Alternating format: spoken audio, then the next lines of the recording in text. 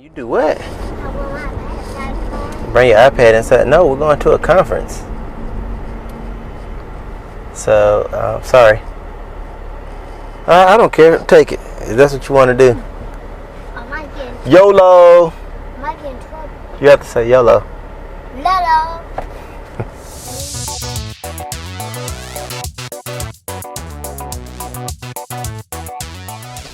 What's up, everybody? It's your boy Chris, and welcome to another Tech Ride Home. I am currently in hot pursuit. Me and the little one in the back. Wave to everybody. Say hello. Hello. We are riding, about to go and meet up with my wife, and we are trying to make it to our teacher conference. She is doing much better, by the way. Thank you all for the kind comments again that you left on the video when I told you about our situation. Moving right into what we need to be talking about right now. I just want to talk to you about everything that's going on in tech that I haven't been able to talk to you about because I've been so busy. School has just taken me over, at least this first semester, because I'm trying to get the hang of things. I'm trying to learn everything that I need to learn, and I am trying to really focus in and do right by my students. My students. That sounds funny even saying that, but I'm trying to do right by the people that I have the honor of teaching, and it is a tough job. But that being said, everything is going really well. It's just taking up a lot of time. I have been following tech. I've still been really busy. I went out this weekend for the first time since I mentioned it to you guys and played airsoft. And I want to start the conversation off talking about that. It was fun, and I don't care what anybody says. I don't care what nobody says. There's this one gun my nephew's got. It's called a Wolverine, and it's got about 600 FPS. It's a non-blowback CO2 gun, and he shot me in the arm, and it just skated past my arm, and it's still a little sore. It bruised me really good, and I was like, and man, airsofting can hurt. So the first rule that I learned after this weekend, well, I learned two things. Thing number one is don't play airsoft in Georgia in the summer and not have a cooler or a hydration pack. And the second thing I learned is that I need to wear sleeves or some sort of arm protection, because I don't want my arms to, I want to play a lot, but I also I like to wear long sleeve shirts when I'm at work, and I don't want my arms to look like I'm some sort of drug addict or something with all these little dots all over them where I've been tagged with airsoft pellets. So I'm gonna wear some long sleeves, hopefully something that's a little more padded, maybe some, I don't know, forearm guards or something, because that stung pretty good, and it was from a pretty long ways, and it hit me, and I was like, yeah.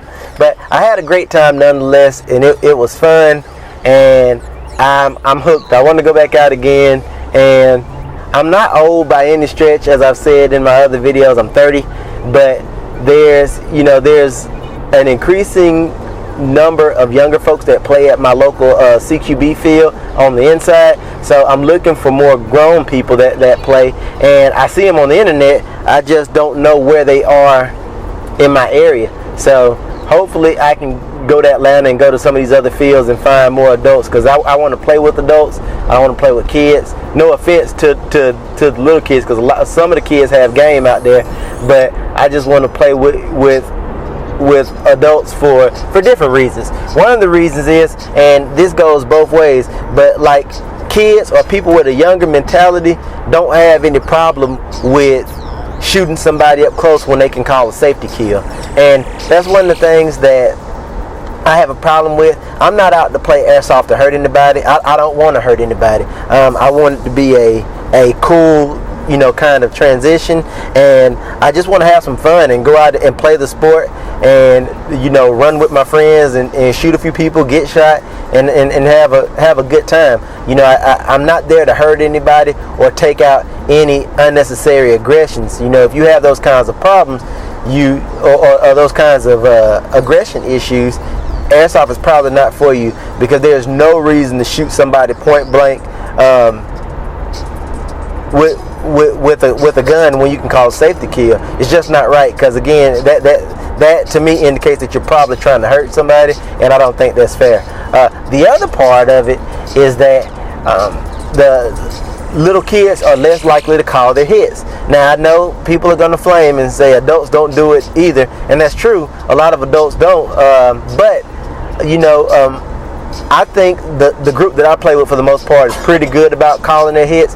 And my rule of thumb that I play with, and I've watched enough videos, and this weekend I played with it, and I have no problem with dying on the airsoft field, especially in the CQB situation where your respawn is so close. If I think it might have hit me, ricochet or not, I'm going to call my hit and walk away. And I just think that's the right thing to do. I get why people don't like to call their hits because they want to stay in the game, but it really detracts from the fun, especially if you know you got a hit on somebody and they're not calling it. It can be very frustrating, and that's more likely to happen with little kids. And I call it the Call of Duty effect, and I play a lot of Call of Duty, but the Call of Duty effect is to run around one-man army not giving a hoo-hoo, and then you just kind of, take your chips where you may, and you don't call your hits because you can't die, you're invincible, and that can take away from the game of airsoft. But anyway, I'm having a lot of fun. I know I keep saying this, but I'm going to show you the guns really soon that I've got. I've got some really cool stuff right now. I've got something really awesome coming that's not a new gun, but it's a new gun to me. I bought it used online, but I'll show it to you as soon as I get it. It was still like 300 and some change, but it's going to be an awesome gun for my collection. As I am an SMG guy, that's all I'm going to say about the gun that I have. I currently have the MP9 from KWA and the KWA USP 45. I am getting another SMG from KWA. That's all I'm going to say, and I should have it really soon. So be on the lookout for that. Let's talk tech now. Destiny is Monday right now, about 6 o'clock Eastern Time, PM, and Destiny is dropping at midnight tonight. Everybody is going crazy over it. My nephew, I am not getting Destiny. I've said it. It's just not for me at this time.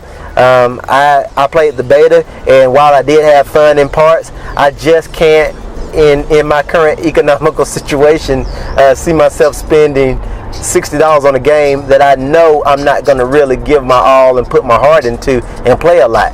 That's just my opinion. I am going to have Destiny coverage because my nephew's buying the game, and one of my awesome friends, Cadillac, is coming over tonight, and we're going to unbox his white PS4 Destiny edition, which should be really cool. I was actually thinking about getting one of those. Then my wife was like, gave me that look, and that look said everything that I needed to leave it in the store. So I'm not gonna get it, and I'm cool with that. I'm gonna wait for another special edition to come out that suits me a little bit more for the PS4. Hopefully they come out with a silver one at some point that I can get. We'll just have to wait and see. But that's the big news of what's coming out. I've been watching a lot of TV lately. In particular, The Strain is a really good show. Last night's episode disappointed me a little bit, but I'm glad that I was able to get into at least one show before Walking Dead comes back around. And as of last week, word on the street from IGN and other sources was that the pilot script has been ordered for the sister show to The Walking Dead, which will be set somewhere different, and it'll be a different perspective. Now, let me get on the soapbox real quick, and I'll wrap this video up unless I think of something else. But I have no problems with The Walking Dead being set in the South. Nobody ever complains when every major movie in the world, every major show in the world is set in Chicago, New York, Boston, LA, somewhere like that. So with a major show being set in the South, everybody's got a problem tomorrow. So it's boring, it's in the country, they need to get out of the country, yada yada yada. If you don't like it, don't watch. I mean, stop being prejudiced to different parts of the country. Let us Southern people have a show that we can be proud of, set in our areas, places that we know or that look familiar to us, instead of places we see on TV or that we visit on vacation. I think that there is this unrealistic expectation that every major show needs to be set in a major city somewhere, and I don't agree with that. And I think that it's wrong of you all to think that that's just the way it should be. Let me know in the comment sections what you think about that, because I think that, I mean, that's just my opinion, but let me know in the comment section what you guys think. I think that there's really no problem with The Walking Dead being set in a rural area, and I think personally if zombies were attacking a rural area is where I would want to be, because it's less people to deal with, and you will probably have a better chance of finding resources. And you know, there's been a nice mix of Atlanta and countryside. There's been a lot more countryside because, would you want to be on the zombie buffet in a mainstream city, or would you want to be on the outskirts looking in? I just think people are so butthurt that The Walking Dead is happening somewhere other than where they envision it happening, and I don't know. I don't know that it would be any more unique in a big city or in a major metropolis than it is being set in Georgia. And my reasoning behind this, every other major zombie movie, like, I mean, well, when you talk about World War Z, but a lot of the major zombie movies are set in city environments, and supposedly some of them are set in well-known cities. I'm trying to think of one in particular other than World War Z. You know, the Dawn of the Dead set in a major city, the original and the remake, which are very popular.